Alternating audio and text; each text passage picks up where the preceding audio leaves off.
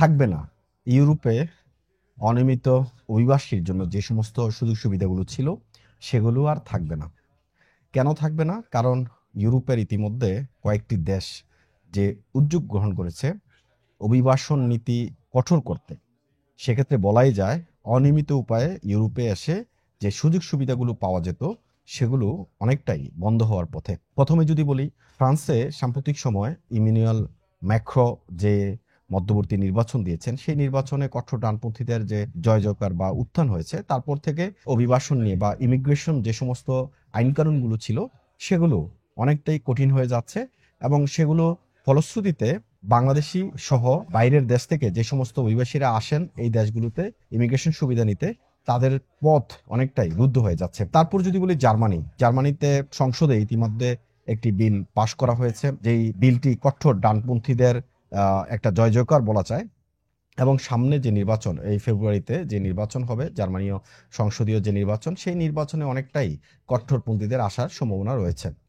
ইতালিতে জর্জিয়া মেলানি কঠোর ডানপন্থী নেত্রী, ইতালির প্রধানমন্ত্রী, তিনি ক্ষমতার শেষ সময়ে এসে অভিবাসন বিরোধী বা অভিবাসন বিদ্বেষী যে সমস্ত কথাগুলো তিনি নির্বাচনের ইশতেহারে বলেছিলেন সেগুলো বাস্তবায়নের ক্ষেত্রে তিনি অনেক দূর এগিয়ে গেছেন। এখন ভূমধ্যসাগর পাড়ি দিয়ে যে কেউ চাইলে ইটালির ভূখণ্ডে ঢুকতে পারছে না। ইটালির ভূখণ্ডে ঢোকার জন্য যদি সে ভূমধ্যসাগর পাড়ি দিয়ে আসে তাহলে তাকে আলবেনিয়ায় পাঠানো হচ্ছে এবং উপযুক্ত প্রমাণাদি দিয়ে, এবং তিনি যদি সত্যিকারের রাজনৈতিকভাবে নিগৃহীত হন এবং তার যে ভূখণ্ড রয়েছে, তার যে নিজস্ব রাষ্ট্র রয়েছে, সেই রাষ্ট্রের দ্বারা তিনি নির্যাতিত হয়ে থাকেন, এই সমস্ত মানুষগুলোকে ইতালির মূল ভূখণ্ডে আনার জন্য যে পরিকল্পনা করা হচ্ছে।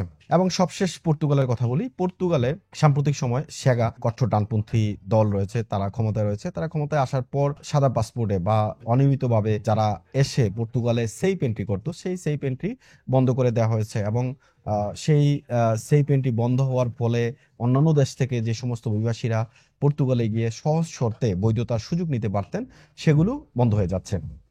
শুরুতে যেটা বলছিলাম, ইউরোপে যে সুযোগ সুবিধাগুলো থাকবে না, সেটা আসলেই থাকবে না। অদূর ভবিষ্যতে এগুলো আরো কঠিন থেকে কঠিনতর হবে।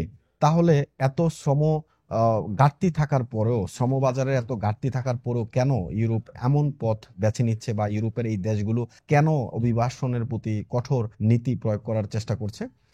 সেটার একটা সহজ উত্তর হয়েছে যে যারা মূল ইউরোপিয়ান নাগরিক, তাদের মধ্যে অনেকটাই শঙ্কা বা ভয় কাজ করছে যে যেহেতু বিভিন্ন দেশের অভিবাসীরা এই সমস্ত দেশগুলোতে এসে তারপর সেখানকার নাগরিকদের সাথে নানা ধরনের কর্মকাণ্ডে লিপ্ত হয়ে থাকে।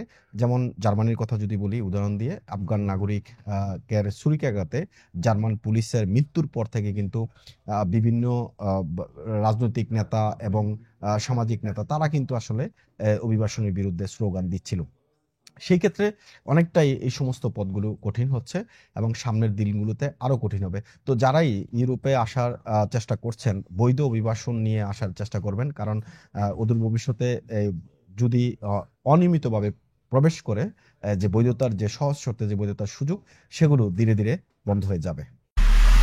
এমআইবি সংবাদ ও সংবাদ সংশ্লিষ্ট অনুষ্ঠান দেখতে ভিজিট করুন www.mibtelevision.tv ও facebook.com/mibtelevision.tv এবং সাবস্ক্রাইব করুন youtube.com/mibtelevision এ। এমআইবি টেলিভিশন, সত্য খবর, সঠিক খবর।